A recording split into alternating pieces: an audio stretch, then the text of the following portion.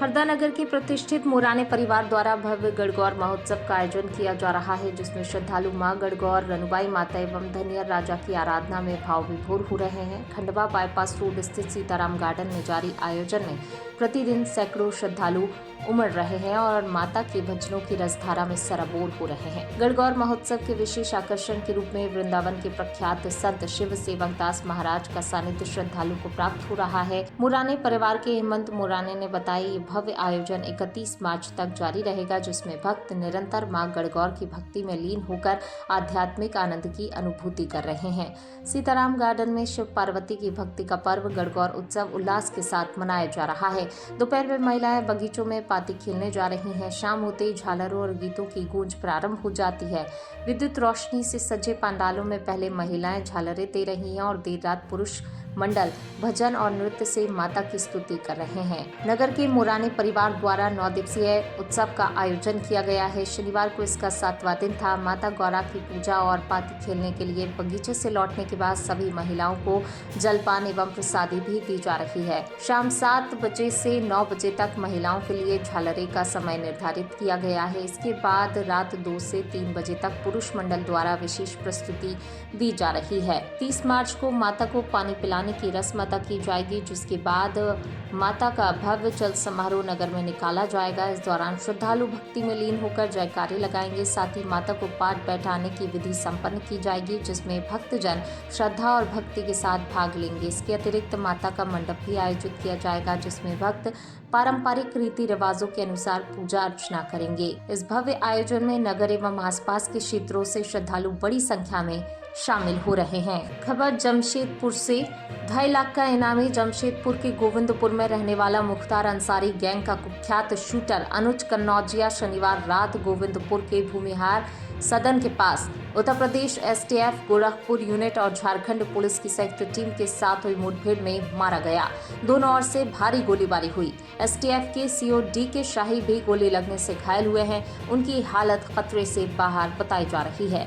अनुज पर 1 लाख रुपए का इनाम घोषित था, जिसे बीते दिनों डीजीपी ने बढ़ाकर 2.5 लाख रुपए कर दिया था। अनुज की पुलिस को कई संगीन मामलों में तलाश थी। पुलिस ने मौके से हथियार और अन्य आपत्तिजनक सामान बरामद किया है। इसकी जानकारी यूपी एसटीएफ चीफ अमिताभ यश ने दी है। अनुज पर 23 से अधिक मुकदमे दर्ज थे। वह लंबे समय से फरार चल रहा था। यूपी पुलिस लगातार उसकी तलाश में जुटी हुई थी। खबर लखनऊ से। इफ्तार पार्टी में शामिल हुए सपा अध्यक्ष अखिलेश यादव। सपा नेता और धर्मगुरु भी इफ्तार पार्टी में शामिल हुए। अखिलेश यादव ने यूपी सरकार पर साधा निशाना। कहा, यूपी में कानून व्यवस्था ध्वस्त, जहां आईएएस फरार हो वहां की क्या बात करें। सपा प्रवक्ता हैदर अब्बास ने किया आयोजन। प्रयागराज हो या प्रदेश का कोई और दूसरा जिला और सरकार स्वीकार नहीं करेगी, लेकिन जो आंकड़े बताते हैं, जो सरकार का अपना सरकारी डेटा है, वो ये बताता है कि सबसे ज्यादा खराब कानून व्यवस्था अगर कहीं दिखाई दे रही तो उत्तर प्रदेश में। उत्तर प्रदेश का हाल पूछने के लिए कोई है ही नहीं कि आखिरकार कौन देख रहा है। और फिर जिस प्रदेश में आईएएस फरार हो, उस प्रदेश की कानून व्यवस्था के बारे में क्या बात करोगे हमारा। सर, चिराग पासवान भाजपा के लाए हैं, वो कह रहे हैं कि सड़क पे नमाज का जो मुद्दा है ये बेफजूल का मुद्दा बनाया गया है, ऐसा कोई मुद्दा होना ही नहीं चाहिए।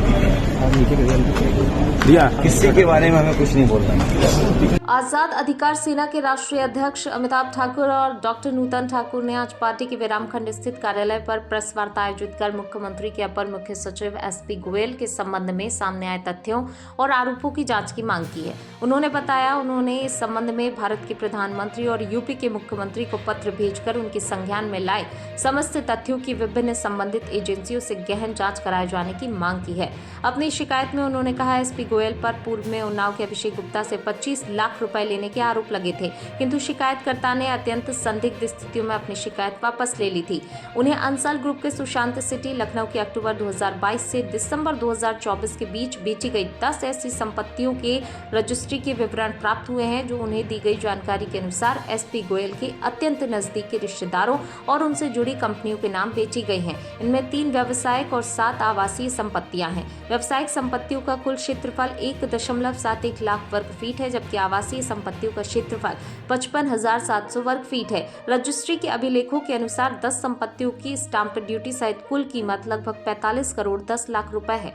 अमिताभ और नूतन ठाकुर ने कहा कि पिछले दिनों अंसल समूह के संबंध में सामने आए तमाम तथ्यों से कथित रूप से एसपी गोयल के नजदीकी रिश्तेदारों को इस प्रकार विगत 2 वर्षों में 10 कीमती संपत्तियां रजिस्ट्री किया जाना स्वयं में जांच का विषय बन जाता है। निलंबित आईएएस अफसर अभिषेक प्रकाश मामले में अंसल समूह द्वारा उन्हें 2 विवादित संपत्ति दिए जाने का प्रकरण सामने आने के बाद से ये मामला और अधिक महत्वपूर्ण हो जाता है। अमिताभ और नूतन ठाकुर ने कहा, इसके साथ ही उन्हें 7 ऐसी कंपनियों की जानकारी मिली है जिनका पता एसपी गोयल के रामखंड 1 स्थित आवास का है, किंतु वह पूरी तरह से आवासीय घर है और उस पर किसी भी कंपनी का कोई बोर्ड नहीं लगा है। एसपी गोयल के पारिवारिक बताए गए जो 2 लोग इन 7 कंपनियों में डायरेक्टर हैं, उन्हीं लोगों की 5 अन्य कंपनियों की जानकारी भी उन्हें मिली है, जिनसे नई दिल्ली के बाबर रोड और मालवीय नगर के साथ कोलकाता के बीबीडी बाग के पते सामने आए हैं, जो भी जांच का विषय है। अमिताभ ठाकुर और नूतन ठाकुर ने प्रधानमंत्री और यूपी के मुख्यमंत्री से इन समस्त तथ्यों की उच्च स्तरीय जांच की मांग की है।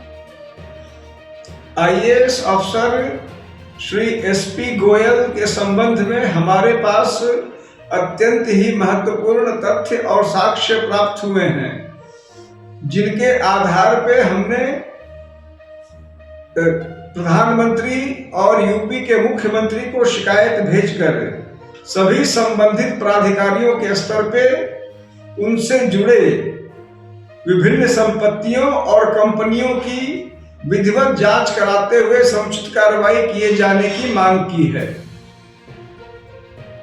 पटना से दिल्ली जा रही इंडिगो की फ्लाइट में एक यात्री की मौत हो गई। असम का रहने वाला यात्री इलाज के लिए अपनी पत्नी के साथ दिल्ली जा रहा था। इसके लिए यात्री ने पटना से इंडिगो की फ्लाइट ली थी। अभी फ्लाइट लखनऊ के पास से गुजर रही थी कि यात्री ने दम तोड़ दिया। जानकारी होने पर फ्लाइट के पायलट ने चौधरी चरण सिंह एयरपोर्ट पर फ्लाइट की इमरजेंसी लैंडिंग की। आनंद फानन में विमान को लखनऊ एयरपोर्ट पर उतारा गया। इसके बाद शव को फ्लाइट से उतारकर पोस्टमार्टम के लिए KGMU भेज दिया गया। यात्री के साथ उनकी पत्नी और चचेरे दामाद भी थे। एयरपोर्ट अथॉरिटी से मिली जानकारी के मुताबिक यात्री की पहचान असम में नलबारी के रहने वाले सतीश वर्मन के रूप में हुई है। उनकी तबीयत काफी समय से खराब चल रही थी। इलाज के लिए अपनी पत्नी और चचेरे दामाद केशव कुमार के साथ दिल्ली जा रहे थे। इन लोगों ने पटना से इंडिगो की फ्लाइट संख्या 6E2163 से शनिवार की सुबह 10 बजे दिल्ली के लिए उड़ान भरी थी। फ्लाइट पटना से उड़ान भरी ही थी कि सतीश वर्मन की तबीयत अचानक बिगड़ गई और देखते ही देखते उनकी मौत हो गई। इतने में विमान लखनऊ के आसपास पहुंच चुका था। जानकारी होने पर क्रू मेंबर्स ने तत्काल पायलट को अवगत कराया और फिर पायलट ने लखनऊ एयरपोर्ट पर इमरजेंसी लैंडिंग की अनुमति मांगी।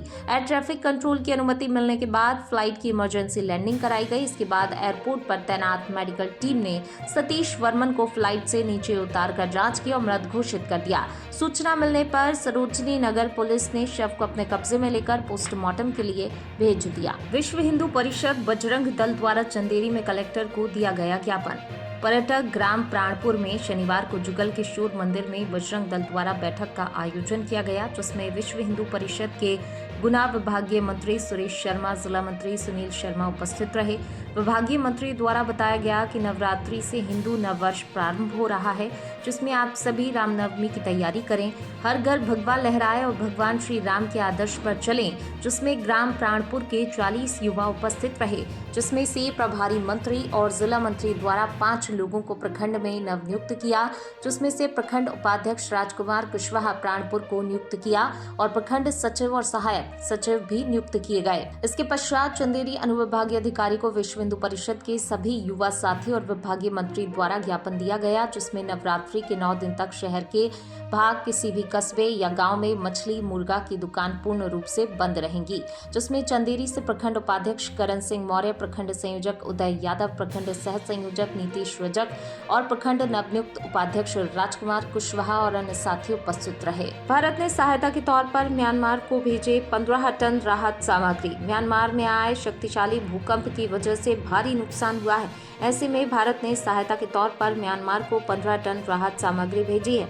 राहत पैकेज में टेंट, स्लीपिंग बैग, कंबल, खाने के लिए तैयार भोजन, water purifier, hygiene kit, solar lamp, generator set और पैरासिटामोल, एंटीबायोटिक, सिरिंज, दस्ताने और पट्टियां जैसी आवश्यक चीजें शामिल हैं। सूत्रों ने बताया, हिंडन में मौजूद भारत वायुसेना के स्टेशन हिंडन से भारतीय वायुसेना से C-130J विमान में सवार होकर म्यांमार को राहत सामग्री भेजी गई है।